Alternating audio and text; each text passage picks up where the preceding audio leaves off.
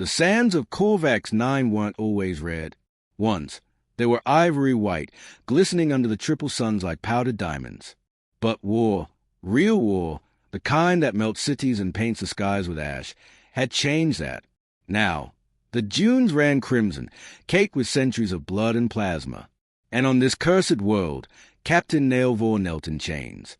His arms were wrenched behind his back, wrists raw from steel-bind cuffs. Dust clung to his sweat-slick face, and a jagged gash above his brow leaked a slow stream of blood into his eye. He blinked, tasting iron. A soft breeze stirred the silence, carrying the scent of scorched fuel and something more pungent, the stink of marauders. The Galactic Marauders were a nightmare made flesh, part mercenary, part cult. No one knew who led them originally. Their ranks shifted like smoke, held together by only two things, carnage and the iron will of their current warlord, Krax Toyuel. He stood now in front of Nail, massive and imposing. His armor looked like it had been peeled from the hull of a war cruiser, adorned with scorch marks and crude glyphs. A jagged horn jutted from one shoulder pauldron, and etched into the steel across his chest, in dry blood and acid-etched lines, were the names of fallen worlds. Dozens of them. "You look smaller than I imagined," Krax growled, voice like gravel crushed under boot. Nail didn't flinch. He met the warlord's gaze, bloody and unbroken. "And you smell worse than I expected." The marauders behind Krax chuckled, but it wasn't the sound of joy. It was the anticipatory laughter of jackals about to tear a man apart. Krax bent down, face inches from Nail's. His breath reeked of stimulants and dried meat. "Where is the sniper?" he whispered. "Where's your ghost? Where's the legend they call Whitefeather?" Nail smiled, even as pain throbbed behind his eyes. "You're asking the wrong question," he said. Krax raised an eyebrow. "You shouldn't ask where he is," Nail continued, voice a low rasp. "You should ask how long he's been watching you." Something in Krax's face flickered, just for a moment, a split-second twitch in his eye. He stood, gestured lazily to one of his lieutenants. "String him up on the pike. Let's see if he sings under the sun." Two marauders stepped forward, armor boots crunching across the sand.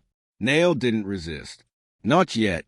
High above, hidden in the jagged ridges of crater spine, a figure lay prone beneath a thermal cloak. His body was perfectly still, his breath so controlled it barely registered on his suit's internal readouts. In his hands rested a sniper rifle unlike any in the galaxy, the NS-88 Widowmaker, custom-forged, electromagnetic bolted, triple-baffled, with sentient targeting AI, a rifle capable of ending gods at 10 kilometers. He sighted through the scope. Target acquired. The heads-up display traced lines across every marauder in the camp, running diagnostics, armor density, weapon heat signatures, heartbeat patterns, threat probability. All irrelevant to him. His focus was singular. He saw Nail, bleeding, battered, proud, and he saw Krax Toyuel, the butcher of a dozen colonies. "Wind cross, 0.4, the AI whispered. "Optimal shot. Recommend engagement." Whitefeather's gloved finger moved to the trigger. He did not speak. He breathed in and fired. The first marauder's head exploded. A single bolt, silent as a kiss, passed through his skull with surgical precision, spraying bone shards across the sand. The second bolt came before the first scream. It tore through another marauder's chest, exiting through his back like a cannonball. Then came the third, and the fourth, and the fifth. Panic ripped through the marauder ranks like wildfire. They scattered, howling, some firing blindly at the ridge, others diving for cover. "Sniper!" someone screamed. "It's him! It's Whitefeather!" Krax roared, veins bulging in his neck. "Track him! Track him! Damn you!" But they wouldn't find him. He was already gone. Nail, still kneeling, ducked low as another bolt zipped overhead. A marauder next to him collapsed, clutching a gutful of plasma. Using the distraction, Nail kicked up hard, spinning to slam his cuffed arms into the face of a charging raider. Bone crunched, blood sprayed. He dug behind a rusted hover crate, fumbling with a wrist blade hidden beneath his sleeve. A twist, a pop, the cuffs disengaged. He rolled, snatched a sidearm from the corpse beside him, and began shooting. The battlefield turned chaotic. Smoke grenades hissed. Last fire lanced the skies. Screams echoed across the canyon. And through it all, high on the ridge, the sniper watched. Cracks stormed through the carnage, swinging a hammer the size of a small engine block. "You cowards!" he bellowed, crushing a rebel trying to run. "He is one man. Hunt him. Burn him from the rock." But it wasn't working. White Feather didn't hunt like other men. He hunted like silence, like gravity, like inevitability. A marauder sprinted for the ridge, his eyes wide with fear. Young, barely out of adolescence.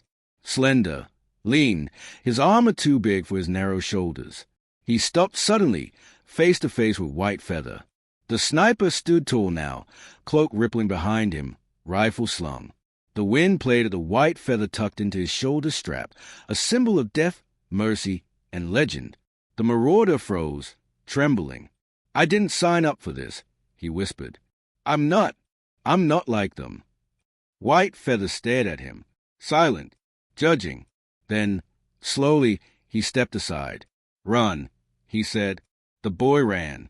Back in the camp, Nail climbed atop a smoldering transport, eyes scanning. He spotted the shimmer of movement along the ridgeline. Relief washed over him like cool water. "You were always this dramatic," he muttered into the open air. A single, distant click echoed in response. He grinned. White Feather was here, and this war was just getting started. They called him a ghost, but ghosts didn't bleed. And right now, high above the carnage of the Korvax 9 Valley, White Feather bled. Not much.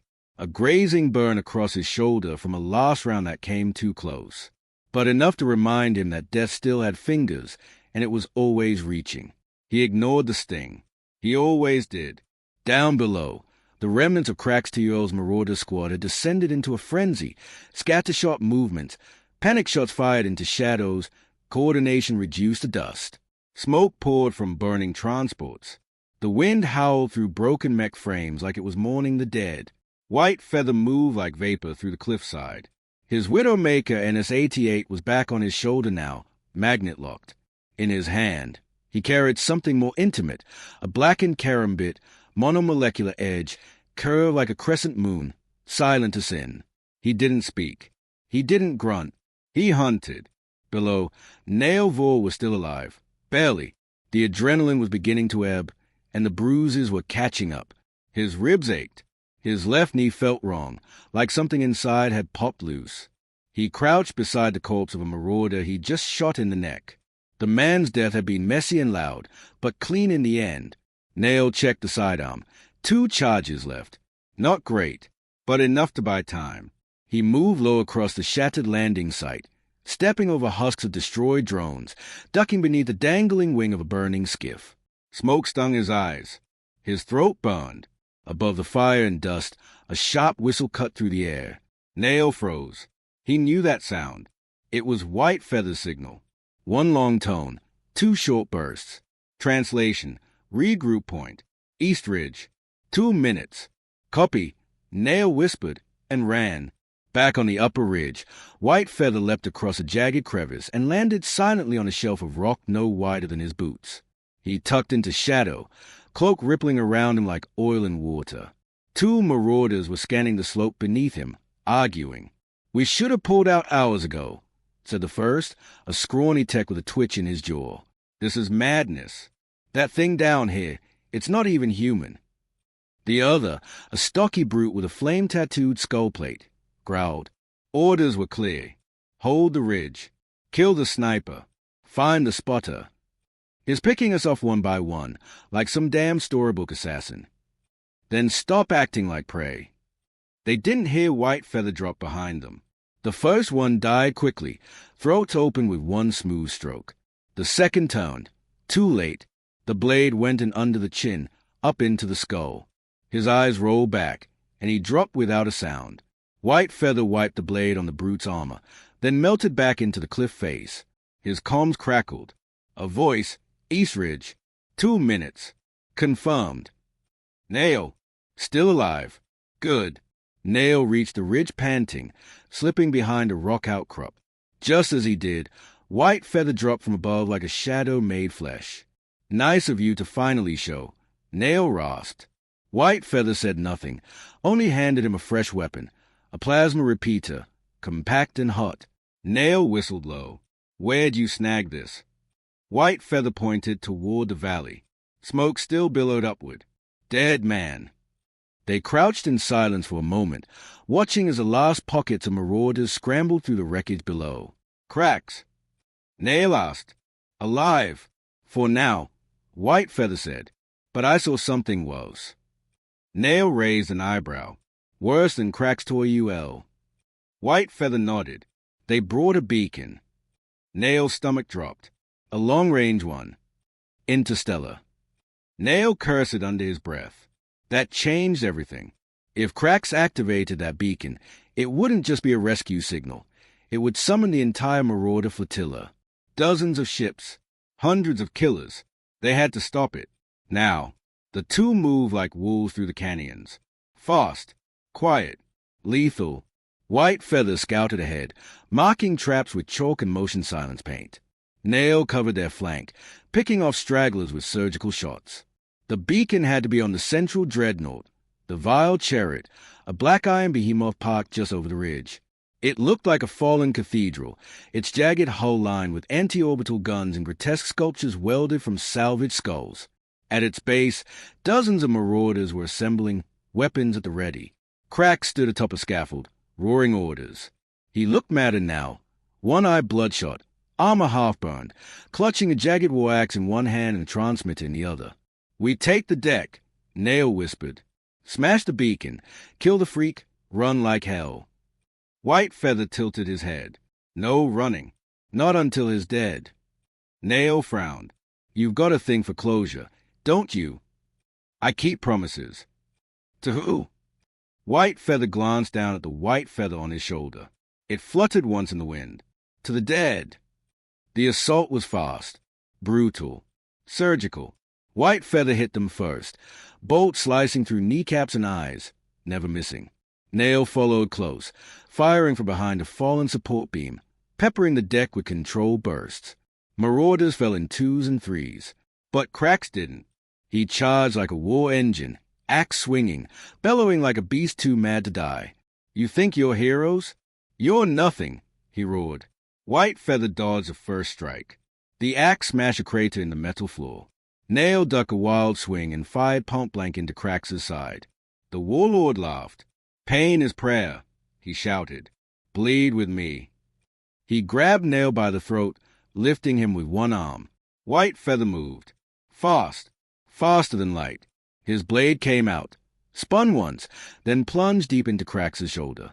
Crax howled, dropped Nail, and swung back, but the sniper was already gone, rolling, slicing, vanishing. It was dance. It was death. Blood sprayed. Sparks flew. Screams echoed across the deck. And then, Nail grabbed the beacon's power core. He yanked it loose. The device shrieked, lights flashing red. No! Crax lunged, but Nail threw the core over the edge. It shattered against the rocks below. The beacon was dead. Crax staggered, roaring. His eyes were wild now, desperate. I'll kill you both, he snarled. I'll burn your names from the stars. White Feather stood still, silent. No, he said. You won't. He raised his rifle and pulled the trigger. Crax's head exploded. Silence. Smoke curled around the dreadnought. Nail coughed, slumped against the wall.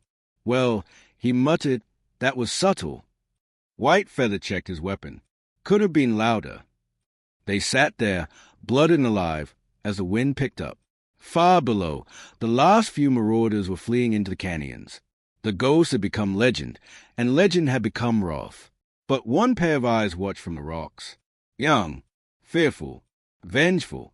The slender marauder from earlier, the one White Feather let go, stood watching the wreckage, lips curled in a snarl. And in his hand, he clutched a stolen datapad, with every detail about White Feather's past. The wreckage of the vile chariot still smoldered as twin moons rose over Corvax 9, casting pale light across the blood-slicked deck. Wind hissed through shattered bulkheads, whispering the names of the dead like a funeral dirge. And yet, not everyone who had seen death today was buried by it. High above the ridge, cloaked in shadows, the boy watched. He was young, maybe 16 cycles, but his eyes had aged in a way his bones hadn't. Slim, sharp-cheeked, with a mess of dirty blonde hair and a fresh burn across one arm. He'd earned it escaping a blast that took out his squad. But he'd survived. More than that, he'd stolen. Clutched tightly in his trembling hand was a stolen Marauder datapad, swiped from a dead officer during the chaos. He'd thought it held nothing but tactical logs. But inside, buried under encryption, he'd found something else. A name, a face, a file. Project White Feather. His thumb hovered over the image. The file decrypted slowly, old military data, stamped with the crest of the Dominion's Blacklight Division, long thought defunct.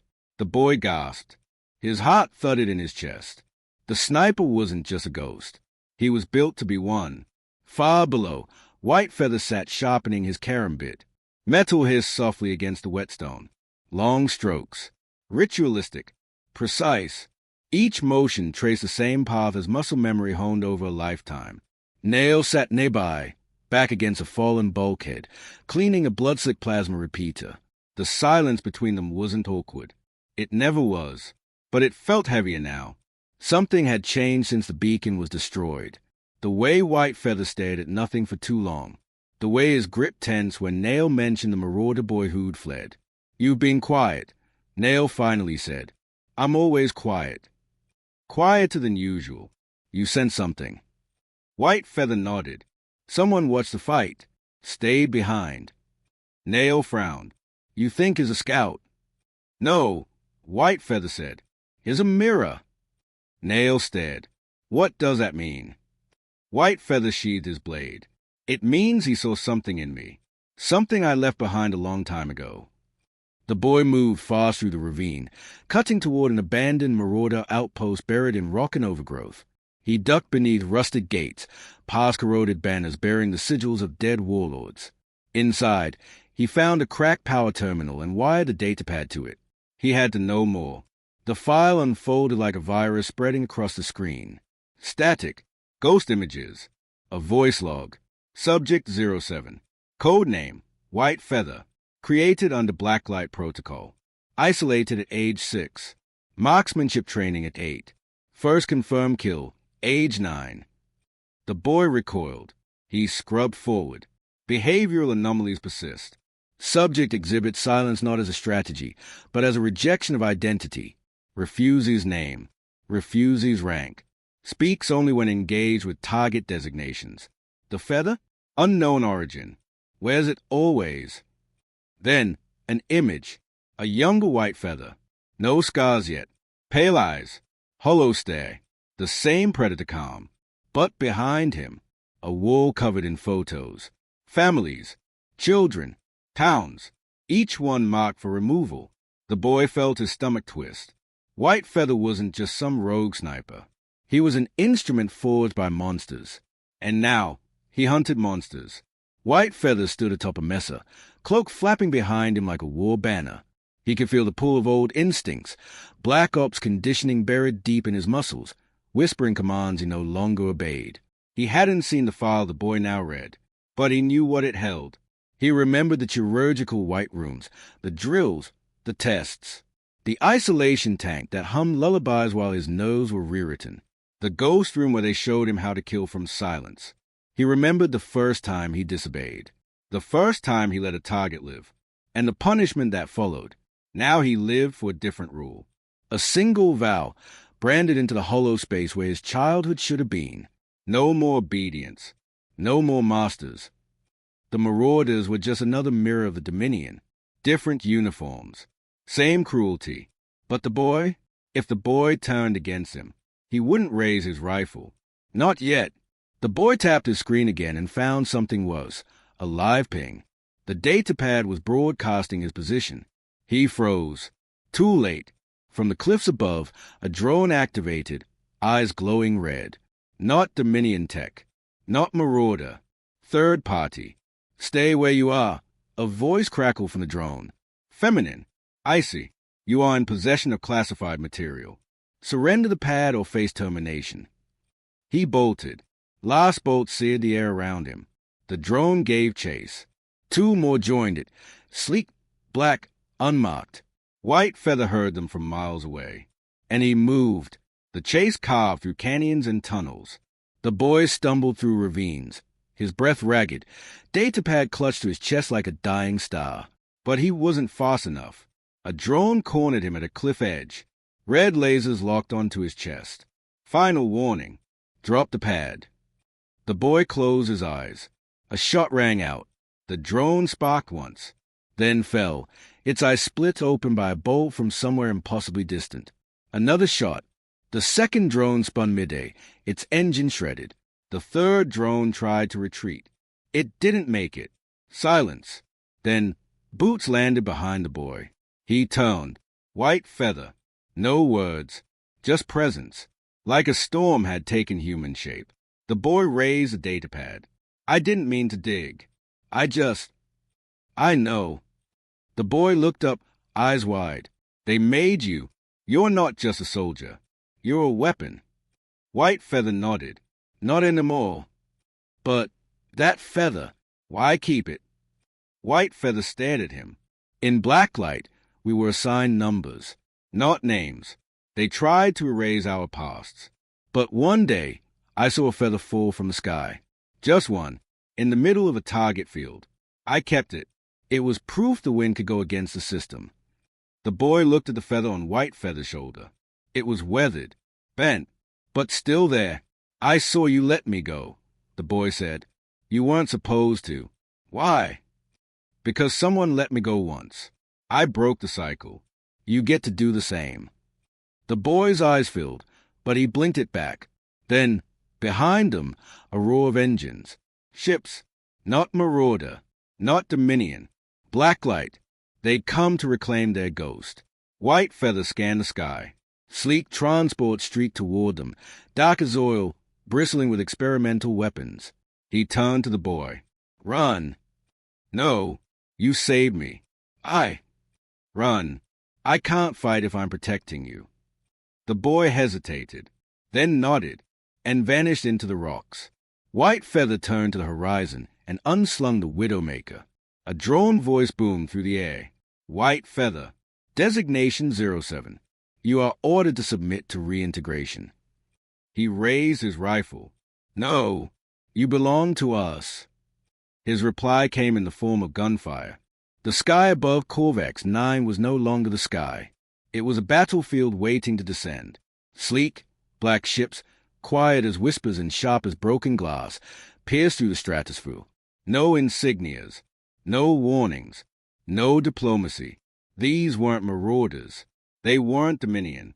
They were Blacklight, and they were coming for White Feather. He watched them from a ridge as the clouds peeled back under the force of descending transports. His breath stayed steady. His eyes never blinked. The wind flared his cloak around him like a shadow given shape. Nail's voice crackled in his ear. You seeing this? They brought a whole damn fleet. White Feather said nothing. I count 12 dropships, 5 drone hives, 3 walkers, and that big one, ARK class. That command-level hardware. Still, he said nothing. Nail cursed. You hearing me? That's Ash. White Feather's jaw clenched. He remembered Alara Ash, the woman who trained him, broken him, shaped him like clay. The one who had whispered kill codes in his ear when he was 8 and called them lullabies. If she was here, this wasn't a retrieval mission. This was purge and rewrite. In the distance, Relo, the boy with a stolen datapad, slid down a slope of iron rubble, clutching the device to his chest. His knuckles were white. He had tapped into a restricted blacklight channel and seen what they were preparing. Not just weapons, not just troops. They were bringing a recall protocol, a psychic override, buried in the minds of operatives since childhood. Something that could rewrite White Feather's identity with a single phrase. He wasn't just fighting for freedom. He was fighting to stay himself. Beneath Corvax 9, the dormant fortress Ustra woke up after years of silence. Once a Dominion black site, now a perfect cage, it was buzzing with the ghosts of old horrors, automated defense systems, behavioral conditioning labs, and a central AI core hungry to serve. Commander Alara Ash stood in the heart of it. Sharp, cold, her hair tied tight, her uniform crisp as if she'd stepped off a war recruitment poster. But her eyes, icy gray and calculating, were what froze people. She watched the feed from above. White Feather's position flickered across the tactical map. His vitals were streaming too. "Begin protocol," she said. A technician hesitated. His resisting the pre-codes. "Then escalate." White Feather moved through the canyon like mist, silent between the rocks. One by one, blacklight soldiers dropped, throats slit, sensors disabled, plasma rifles yanked from hand before a single cry could escape. They weren't sloppy. They weren't weak. They were the best. And they were still two-step behind him. But something shifted. He felt it in his bones. The air twitched. His vision swam for half a second. Then, 7, a voice whispered in his earpiece, low and slow. "Return to your nest. Rest your feathers." He staggered. No bullet, no blade, just words. Ancient ones, buried deep, neural recall. The override phrase hit like a virus in his bloodstream. He dropped to one knee. His rifle slipped from his hands. Pain ignited behind his eyes. Not from injury, but memory. The tank, the drills, the number carved into his wrist. The face of Elira Ash, smiling as he pulled the trigger for the first time. He almost screamed. Almost. In the uplink spire of Fortress Astra, Elira stood poised, arms crossed. "Monitor his synaptic collapse," she said calmly. But he didn't collapse. White Feather stood. Blood ran from his nose. His breathing was ragged. But he stood. "I am not a number," he growled, voice like gravel. "I am not your weapon." 7, Elira said into the MIC, "Sleep now." "No." He raised the Widowmaker NS-88 and fired. The bolt launched through a patrol drone just above his position, blowing it apart in a fireball. Alarm screamed across the blacklight network. The override failed. White Feather had resisted programming.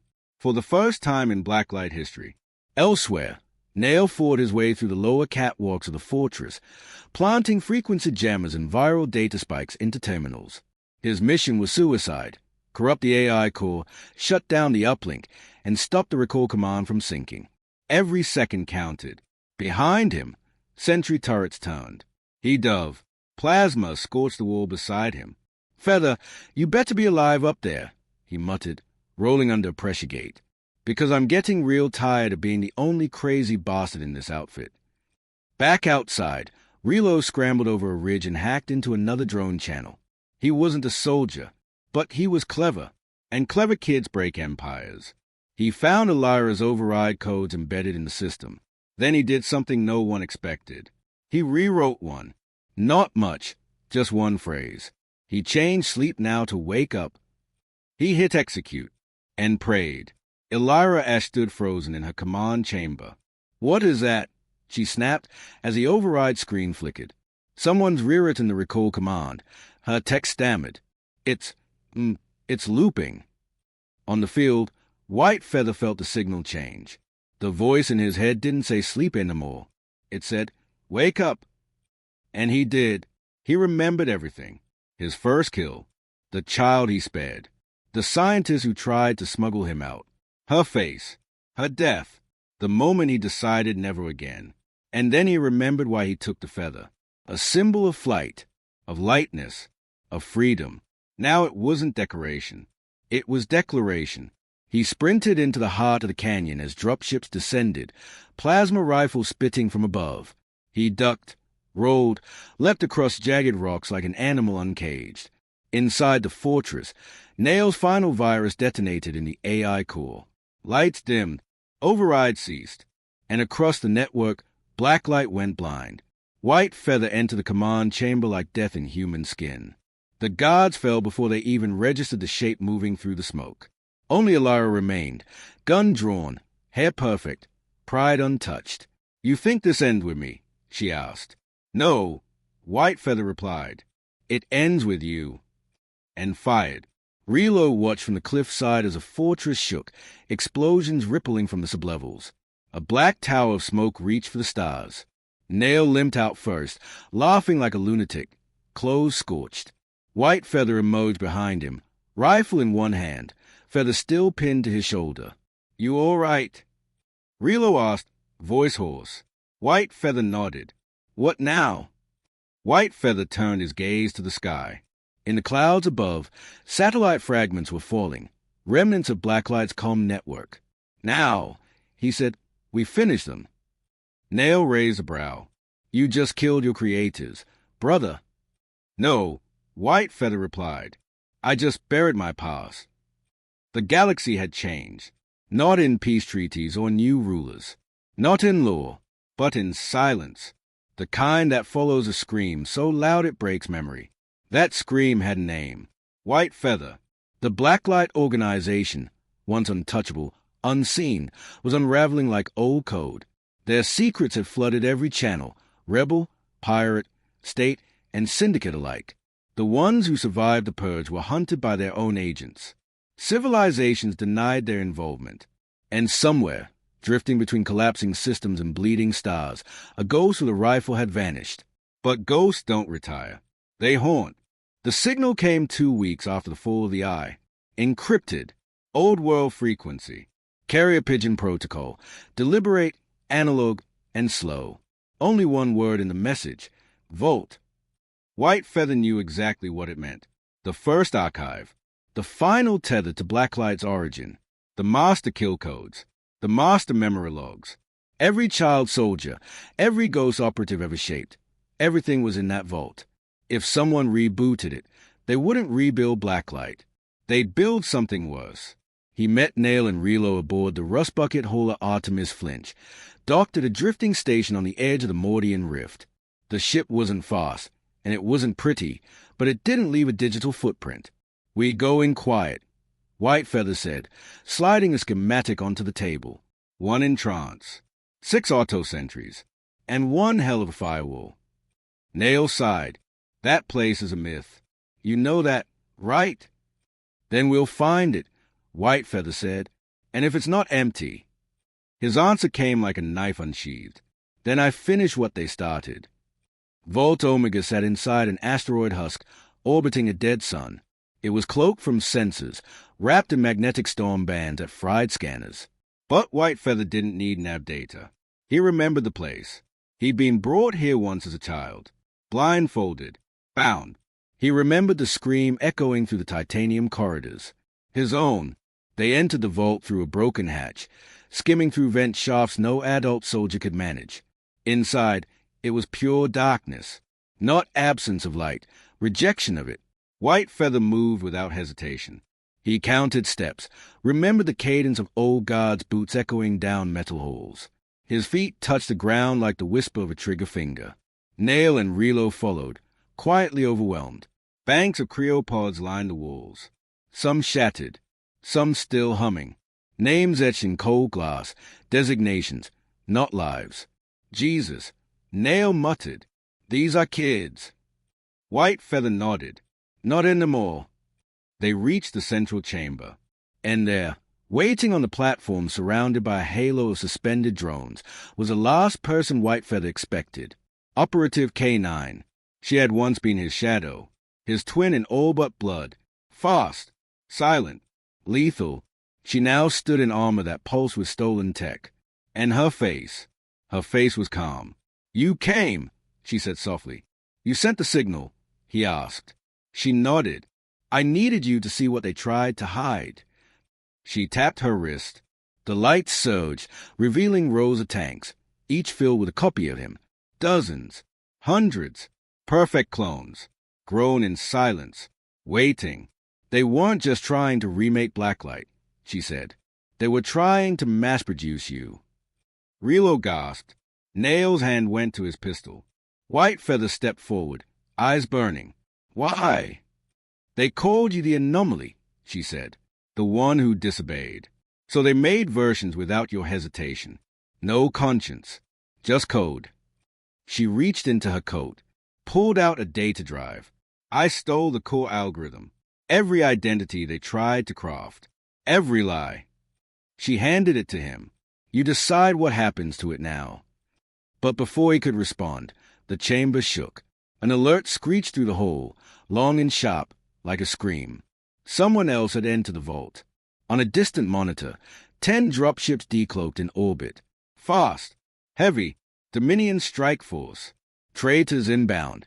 Nail said, checking his weapon. No insignia. No questions. Just fire. K9 drew her blade. They are here for the Vault and the anomaly. Let them come, Whitefeather said. The fight was never fair. It never is when ghosts make their stand. Whitefeather moved through the corridors like vengeance wrapped in skin. Every shot from his rifle was deliberate, final. The Widowmaker NS-88 sang like a death hymn, its recoil a heartbeat. K9 cut through enemies like a razor wind. Silent, beautiful, terrifying. Nail hacked into the ceiling turrets and turned them on the invaders. Relo sealed the doors behind them with every step. A kid, once, now a soldier of signal and sabotage. Bodies fell. Metal cracked. The vault bled sparks and fire. Whitefeather reached the core chamber with the data drive in hand and one final decision before him. Destroy it or release it. Inside that drive were every blueprint, every psychological control code, every sin Blacklight had ever committed. With it, governments could rebuild, armies could be forged, entire species could be enslaved through identity design. Relo's voice came through the comm. They are breaking through the south wing. K9, 2 minutes. That's it. Whitefeather stayed at the terminal. His past, his kind, his graveyard, and then, calmly, he plugged in the drive. But he didn't release the files. He activated the purge protocol. The data would burn. All of it, even his own identity records. The terminal screamed. Lights exploded. Feather. Nail shouted. What are you doing? Ending it, he said, once and for all. They fled as a vault collapsed behind them, fire chasing their heels, pressure rupturing steel as if the station were exhaling its final, hateful breath. They made it to the Artemis flinch just as the asteroid cracked in two. The sky behind them was nothing but black fire and ghosts finally screaming into silence. In the quiet aftermath, they drifted in deep space. No destination, no mission, just freedom. Relo sat beside Whitefeather, still gripping his feathered pin. You're really gonna disappear. Whitefeather nodded. They can't hunt what doesn't exist. And what about us? You never existed either, he said with a smirk. Not to them. Now you can be anyone. He stood, walked to the airlock. I was their weapon. Now I'm their grave. Nail saluted him, for the first and only time. You're still a bastard. Whitefeather smirked. But now I'm your bastard. The pod launched. No beacon, no trace. Just a single feather etched into its hull, drifting into stars. Epilogue. Across the outer rim, old soldiers whispered. About the sniper who burned the machine. About the ghost with no face and a rifle that never missed. They said if you found a feather in your drink, your past was about to catch up, and that if you ever saw a shadow watching from the edge of your rebellion campfire, it wasn't fair. It was a warning. Some men are made. Some are broken. But only one became the thing even the Empire feared to name. Whitefeather.